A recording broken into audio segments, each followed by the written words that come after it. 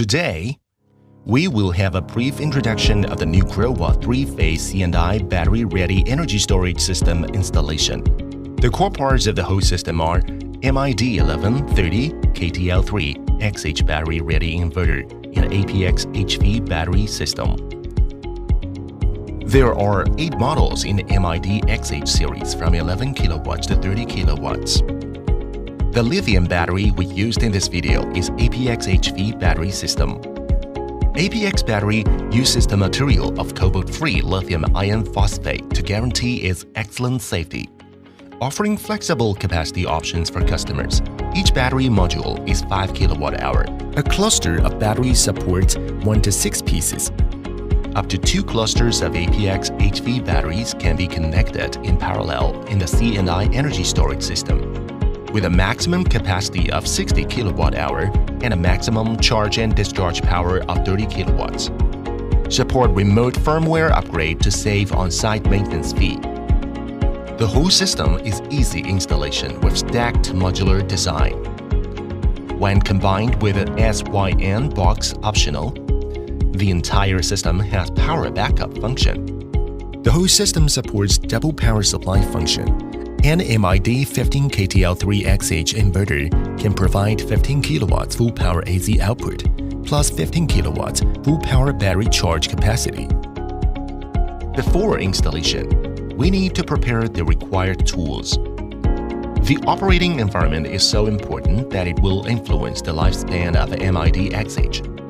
So please don't expose the MID-XH to the environment of sunshine, rain and snow.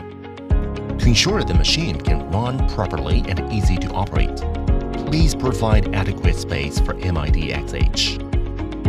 Install the inverter vertically or at a maximum back tilt of 15 degrees. Do not install the inverter at a front tilt, horizontally, or upside down. First, unpacking the MID-XH package and check whether the unit has damaged or missing parts. If it happens, please contact the supplier. There are some connection ports including DC switch for solar input, battery input ports, PV input ports, USB port for the monitoring accessory and firmware upgrade, COM port for communication of battery system, smart meter and backup box, and DRM's function of Australia models or power control interface of European models. AC grid connection port. Drill holes in the wall as shown in the diagram for inverter installation. Please use a level to ensure that the wall mount remains level.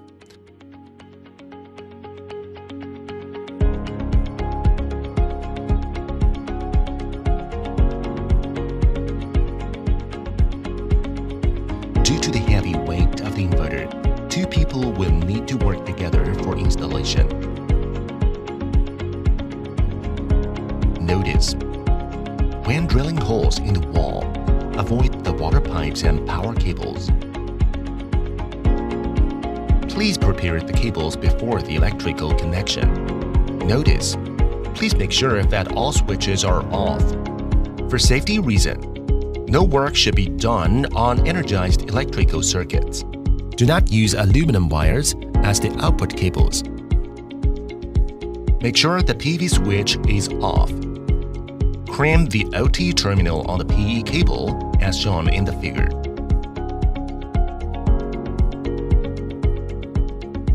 Connect the grounding connector, which is at the right side of the MID-XH inverter. Notice: make sure that the protective ground wire is reliably connected, as failure to connect or loosening may result in a risk of electric shock. Do not connect the end wire to the chassis as a protective ground wire, as this may result in a risk of electric shock. Route the 5 wires PE, N, L1, L2, L3 wires through the AC protective cover. Crimp the ring or spade terminals. Then connect them to the screw terminals on the AC connector.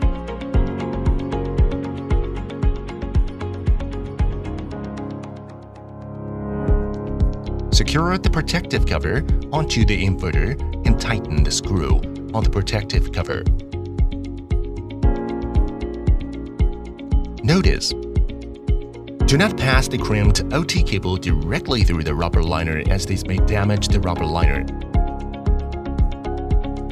The MID-1120 KTL3XH inverters have 4 independent PV inputs, while the MID-25-30 KTL3XH inverters have 6 PV inputs. When installing the PV modules, please note that the PV modules in each PV string should be of the same specifications and model. PV strings connected in parallel to the same MPPT shall have the same number of PV modules in its series.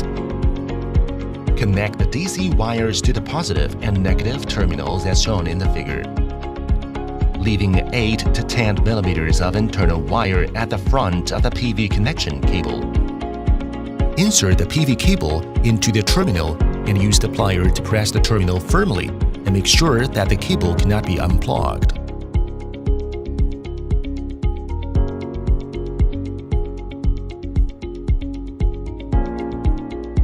Insert the cable with a metal terminal into the corresponding connector until it clicks. Tighten the locking nut with a spanner. When the spanner slips during tightening, the locking nut is tightened. Measure with a meter to make sure the cable polarity is correct. Warning: use the H4 positive and negative metal terminals and DC connectors supplied with the inverter. The use of other incompatible positive and negative metal terminals and DC connectors may result in serious consequences and damage to the equipment is not covered by the warranty.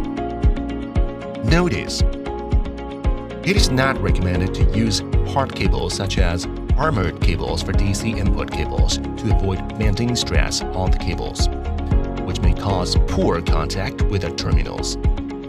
Limit: max PV voltage 1100 volts. Consider the lowest temperature. Max PV input current per string 16 amperes. Max PV input power per string 10 kilowatts.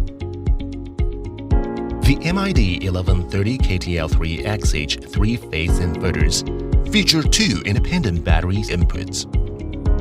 The battery power cables and communication cable are inside the cable package of the APX 95034 P2 power module. Insert battery positive, negative, and neutral cables into the relative battery terminal of MID-XH inverter. Communication between 2 clusters of batteries using a network cable connection. Limit: max battery voltage 950 volts. Max battery charge and discharge power 30 kilowatts. Here is the communication connector for the COM port. The definition of each port is shown in the table. Following the number label to connect the battery communication cable with the connector. The communication cables, usually they are network cables between the inverter and the meter, and between the inverter and the SYM box, have to be prepared by the user.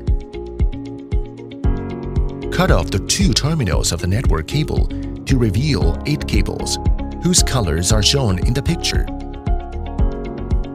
For the SYM communication cable, you need to keep the green, green-white, brown, and brown-white cables and set aside 8 to 10 millimeters of the inner wire and cut off the other 4 cables.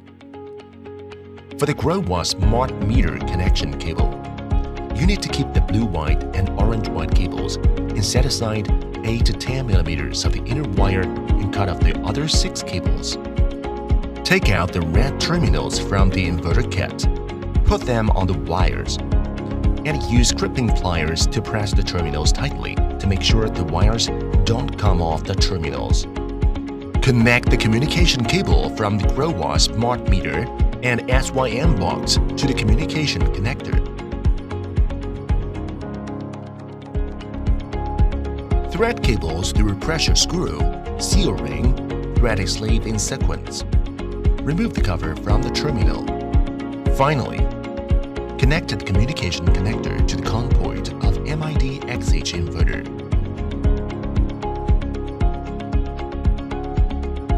Connect the L1, L2, L3 of the grid to port 10 and 9, port 8 and 7, port 6 and 5 of the Growatt smart meter through the CT meter. Notice, please make sure that the white cable is to CT plus and the black cable is to CT minus. Please make sure that when connecting the CT to the AC input line, the direction of the CT is the same as the direction of the current. Connect the port 11, port 12, port 13, port 14, port 15 of the smart meter to L1, L2, L3 end line of the load and ground cable of the switch box. Notice, it is recommended to use 16 to 22 AWG cables for wiring. Connect the port 1 of the smart meter to port 5 of MID-XH communication connector. Connect the port 3 of the smart meter to port 6 of MID-XH communication connector.